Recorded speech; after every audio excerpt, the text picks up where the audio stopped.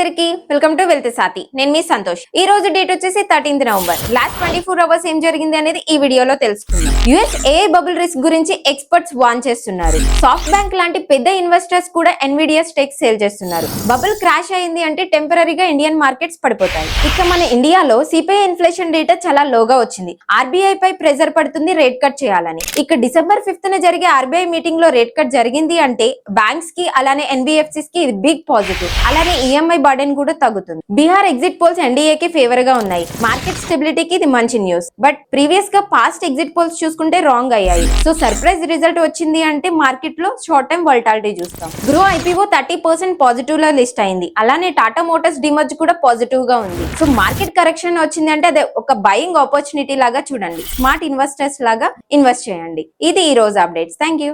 Mutual funds investments are subjected to market risk. Read all scheme related documents carefully before investing.